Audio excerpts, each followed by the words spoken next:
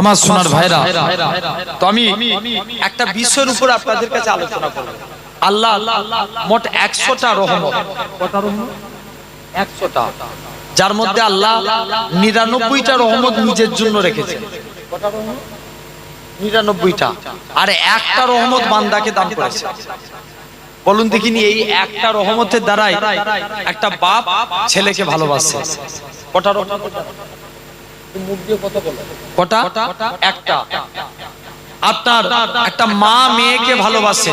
কটা রহমতের দ্বারা? একটা। স্বামী স্ত্রীর মহব্বত কটা রহমতের দ্বারা? একটা।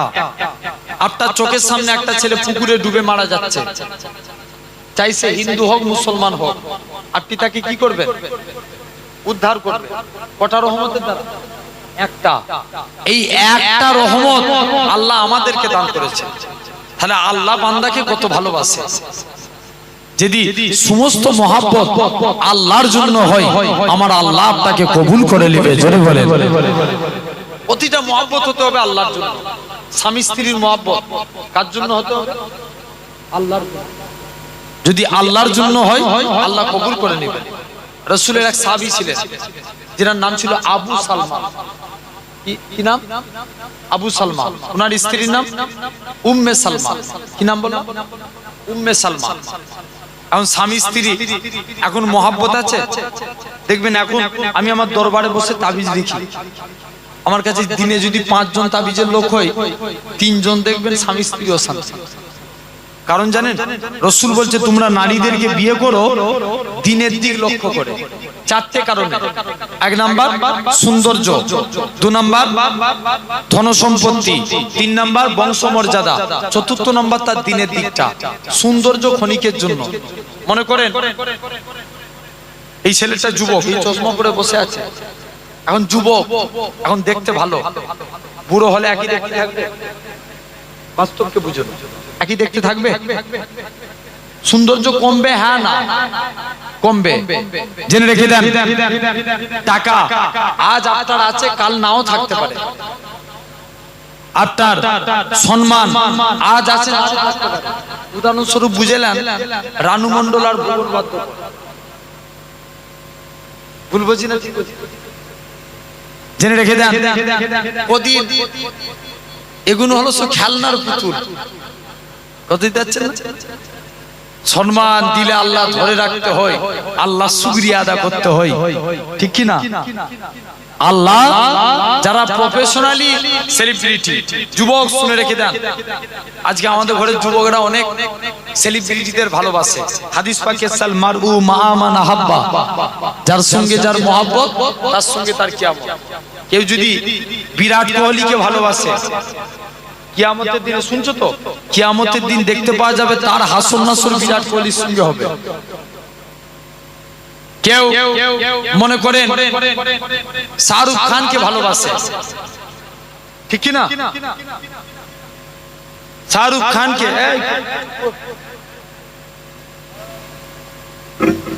কেউ শাহরুখ খানকে ভালোবাসে, দেখবেন কিয়ামতের দিন তার হাসর নাসর হবে শাহরুখ খানের সঙ্গে।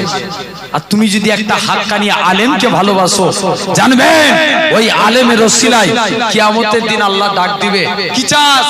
আল্লাহ আপনার আলেম বান্দাকে ভালোবেসে এসেছি দুনিয়ায়, তার সঙ্গে উঠা বসা করেছি। আল্লাহ বলবে যা, আমি তার ওসিলায় তোকে নাজাত দিয়ে দিলাম। আলেমকেও সেরকম আলেম হতে হবে। ভুল বলছি না ঠিক বলছি? এখন দেখবেন একজন ভুল করে, হাজি একজন দোষ করলে সবাই দোষ পায়। ভুল বলছি না ঠিক বলছি? একজন হাজি দোষ করেছে, কত রকম দেখবেন। আমাদের ওই সাইডে একজন ত্রিপল হাজি, মানে 3 বার হজ করে এসেছে, ত্রিপল হাজি। জেনে রেখে দেন, এখন উনার যে মেয়ে, উনি হাজি সাহেব, আলহামদুলিল্লাহ ভালো জিনিস। উনার মেয়েরা বেপরদাহীন ভাবে রাস্তায় ঘোরাঘুরি করে। দেখবেন বর্তমান যুগে যে বোরখা পরে, আমি মনে করি এই বোরখা সম্পূর্ণ না জায়েজ। এতে আপনারা একমত কি জানি না। দেখবেন বোরখা পরলে, বোরখা পরার মূল উদ্দেশ্য কি বলেন তো? যাতে ওর প্রতি তার কোনো ছেলের বা কোনো মানুষের আকর্ষণ না বাড়ে। বোরখার মূল উদ্দেশ্য কি? যাতে ওর প্রতি কেউ না তাকায়, ওর প্রতি আকর্ষণ না বাড়ে। আর আমাদের ঘরের এখন মেয়েরা দেখবেন বোরখা পরে, এমন টাইট টাইট বোরখা পরে, এমন স্টাইলিশ, আকর্ষণ কমা দূরের কথা, যুবকদের আকর্ষণ ওই মেয়ের প্রতি আরো বেড়ে যায়। ভুল বলছি না ঠিক বলছি? তাহলে যাতে করে আকর্ষণ বাড়ে, এটা যায় কত হইতে যাচ্ছেন না আমার ভাইরা? তাহলে কাজে কাজী আপনাকে হকের দিকে ফিরে আসতে হবে, আল্লাহ কবুল করে নেন। তো এরকম স্বামী স্ত্রী দুজন অশান্তি হয়েছে, আমি যে কথা আলোচনা করছিলাম। এখন কেউ কারোর সঙ্গে কথা বলেন, কি বলছে আমি আগে কথা বলবো, মাথা খারাপ। ইগো তো মানুষের প্রচুর। স্বামী বলছে না আমি আগে কথা বলবো না, স্ত্রী বলছে আমি আগে কথা বলবো না। এখন হঠাৎ করে স্বামীর লুঙ্গিতে আগুন লেগে গেছে, লুঙ্গি, স্বামী স্ত্রী এখন উল্টো বলছে না বললে তো আমার ভবিষ্যৎ অন্ধকার। বলছে উল্টো দিকে তাকিয়ে তাকিয়ে বলছে আমি কারোর সঙ্গে কথাও বলিনি, কারোর লুঙ্গিতে আগুন লেগে গেলে সেটাও দেখতে পাইনি। আর দেখেন স্বামী স্ত্রী মহব্বত হতে হবে। হযরতে আবু সালমা উম্মে সালমা, একদিন আবু সালমা বলছেন, উম্মে সালমা বলছে স্বামী আমি যদি মারা যাই এই বাড়িতে পুনরায় যেন কোনো মেয়ে না আসে। আবু সালমা বলছে ঠিক আছে, আমি ঠিক এর উল্টো দোয়া চাই। বলছে কেমন দোয়া চাও? বলছে আমি দোয়া চাই যেন আল্লাহ আমার ইন্তেকালের পর আল্লাহ যেন তোমাকে আমার থেকে উত্তম স্বামী দান করে। জোর করে বলো না। আবু সালমা ইন্তেকাল হয়ে গেল, অনেক বড় ইতিহাস, আমি ওদিকে যাচ্ছি। উম্মে সালমা মদিনায় চলে আসলেন, আবু সালমা ইন্তেকাল হয়ে গেছে। রাসূলের আবু সালমার একটা বাচ্চা ছিল, নবীর কাছে যে বলছে হুজুর আজ আমার বাচ্চাটা এতিম হয়ে গেল। আল্লাহ নবী মাথায় হাত রাখলেন, এই উম্মে সালমা কেঁদো না, এই বাচ্চার পিতা হলাম আমি রাসূল। জোরে বলেন। উম্মে সালমা বাড়ি চলে আসছে, আল্লাহ জিবরাইল আমিনকে পাঠিয়ে দিলেন, জিবরাইল যাও আমার হাবিবকে জানিয়ে দাও, হাবিবকে বলে দাও উম্মে সালমার জন্য আল্লাহ আমার রাসূলুল্লাহকে কবুল করে নিয়েছে। এখন বলেন আবু সালমার থেকে উম্মে আমার রাসূল উত্তম না উত্তম না? উত্তম। তাহলে আমরা সেই রাসূলের সুন্নাত মানব, সেই রাসূলের সুন্নাত দিয়ে জিন্দেগি বাসার করব বলি ইনশাআল্লাহ। এখন আলহামদুলিল্লাহ তবে অনেকগুলো মানুষ এসে বসেছেন, আমি সরাসরি একটু রাসূলকে নিয়ে আলোচনা করব, শুনবেন? বলেন ইনশাআল্লাহ। জোর করে একটু তাকবীর দেখি তো, নারে তাকবীর। আলহামদুলিল্লাহ আপনার এই মধ্যমগ্রাম, এটা মধ্যমগ্রাম থানা তো, বারাসাত থানা, এই মানে বাদু মধ্যমগ্রাম রাজারহাট, এই চত্বরটায় প্রচুর প্রোগ্রাম করি। এই এলাকার মানুষের এমনি জজবিয়াত আলাদা, আর মহেশ্বরপুরের মানুষদের এই আওয়াজ জোর করে দেন দেখি নারে তাকবীর। আগে কি বললো না? আচ্ছা চুপ করেন তো, যারা পাঁচ থেকে ওই দিকে বসে আছে, এই যে মাঝে পাঁচের ব্যারিকেড দিয়ে আছে না, ওই দিকটায় যারা বসে আছেন একটু তাকবীর দেন দেখি, কোন দিকের দলটা জিতে দেখুন। তাকবীর দেন, আপনারা চুপ করেন, ওই দিকের ভাইকে তাকবীর দেন, নারে তাকবীর। আর একটু জোর করে হেরে যাবে কিন্তু, এরা সব আগে থেকে মুড়ি নিচ্ছে, দাও জোর করে নারে তাকবীর। মাশাআল্লাহ, দেখিয়ে বাবা আপনারা দেন নারে তাকবীর। দেখেছো বাবা, একসঙ্গে সবাই দেন নারে তাকবীর। আলহামদুলিল্লাহ, আল্লাহ কবুল করেন। আমরা কিছুক্ষণ হয়তো আর 20 বেজে গেছে, আর 10-15 মিনিট একটু কষ্ট করতে পারবো না? নবীর জন্য আমরা নবীকে ভালোবাসবো। কারা কারা হাত তুলে দেখান তো দেখি, কারা কারা হাত তুলে রাখতে হবে, কিন্তু তুলে রাখেন। তাকবীর দেন নারে তাকবীর, আরো জোরে নারে তাকবীর। আলহামদুলিল্লাহ, আল্লাহ কবুল করেন। একজন তাকবীর দেন, সবাই মিলে তুমি দাও তাকবীর দাও, নারে তাকবীর। আলহামদুলিল্লাহ, জেনে রেখে দেন, তাহলে আমরা সুন্নাত মানব। আচ্ছা নবীর বিরুদ্ধে যদি কেউ কথা বলে, এক হয়ে তাদের বিরুদ্ধে আমাদের প্রতিবাদ করার দরকার আছে না নাই? জোর করে বলেন, আওয়াজ এরকম দিলে হবে না, চিৎকার দিয়ে বলুন। যারা মুস্তাফার বিরুদ্ধে কথা বলবে, এক হয়ে তাদের বিরুদ্ধে আন্দোলন করার দরকার আছে না নাই? জোরে বলেন আছে না? কারণ সব মেনে লিয়া যাবে, নবীর অপমান সহ্য করা যাবে না। আজকে ইসরায়েলে কি হচ্ছে দেখেন, ফিলিস্তিনে আপনার ইসরায়েলরা কিভাবে এদের মূল টার্গেট ফিলিস্তিনি মুসলমানদের মারা না, এদের মূল টার্গেট হচ্ছে মসজিদুল আকসাকে হেফাজত, নিজেদের দখলে আনা। কাকে আনা? মসজিদুল আকসাকে। আমি ফিলিস্তিনি মানুষদের ঈমান দেখে অবাক। কাবাগর ধ্বংস করতে এসেছিল কে? আব্রাহা বাদশা। আল্লাহ কি পাখি হেফাজত করেছিল? আবাবিল পাখি পাঠিয়ে আল্লাহ কাবা ঘরকে। সবাই এসে একটু বসে যাও না, তোমরা দাঁড়িয়ে থাকলে খারাপ লাগে। আল্লাহ রাসূল একদিন ওয়াজ করছে, কিছু যুবক ছেলে এসে দাঁড়িয়ে আছে। নবী চাদর ছুঁড়ে দিলেন, এই যুবক যাও, আমার চাদরটা জমিনায় বিছিয়ে দাও। জমিনায় বিছিয়ে বসে বসে ওয়াজ শুনো। তোরা সামনের দিকে এসো না, এইখানে গ্যাপ আছে, এইদিকে এসো। ওখানে ভিড় করছে, এই ভাই কথা বললে ছেলেগুলো একদম চলেছে। মাশাআল্লাহ, জেনে রেখে দেন সোনার ভাইরা, আব্বারা, তরুণেরা, তো এরকম ভাবে আল্লাহ, আমার কথা শুনছেন তো, আবাবিল পাখি পাঠিয়ে আল্লাহ কাবা ঘরকে হেফাজত করেছিল।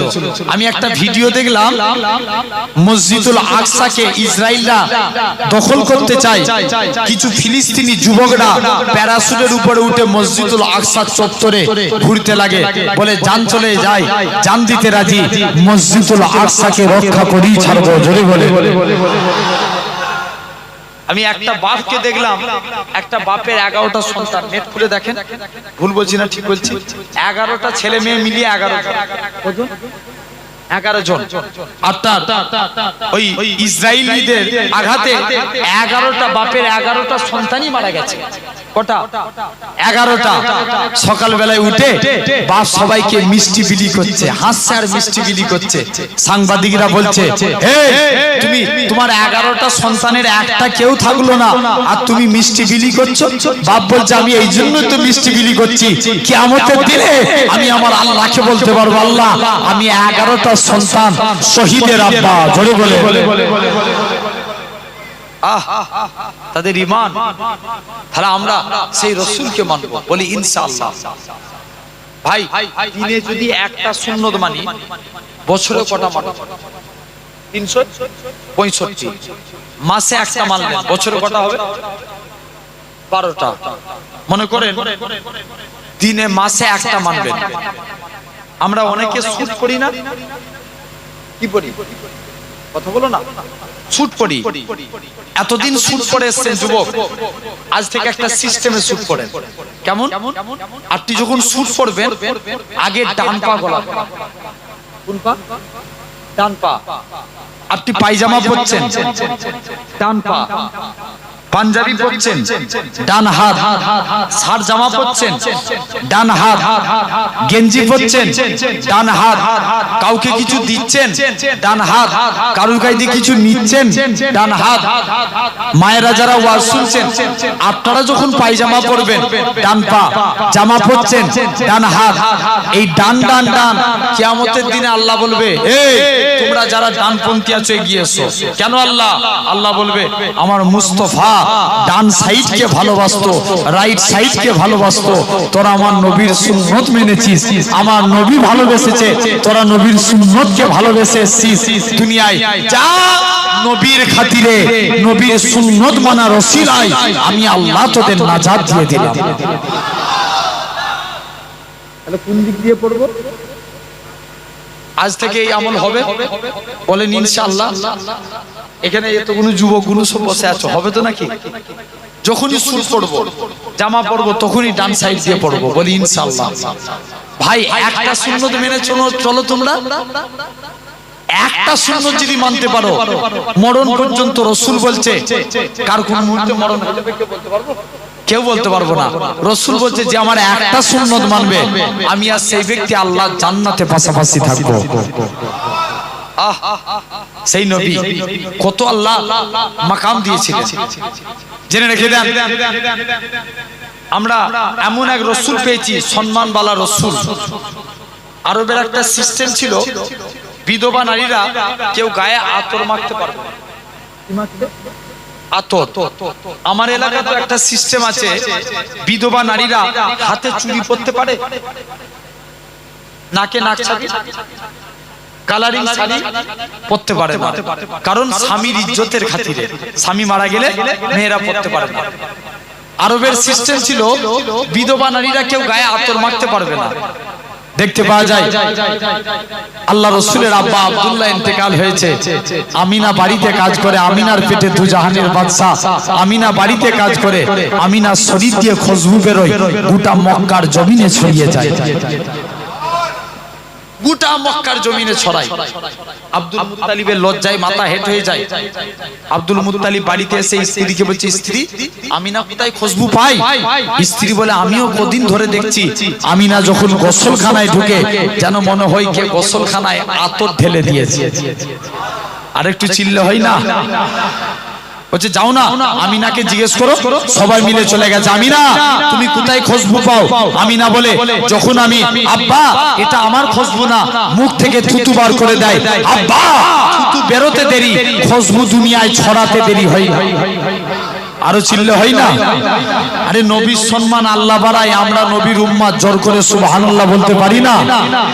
জেনে রেখে দেন, আব্বা আমি আমিনা যখন বাড়ি থেকে বের হই, আকাশের মেঘগুলো আমাকে ছায়া করে নিয়ে যায়। আমি আমিনা যখন গরম মরুভূমির উপরে পা রাখি, পা রাখতে দেরি, বালি ঠান্ডা হতে দেরি হয় না।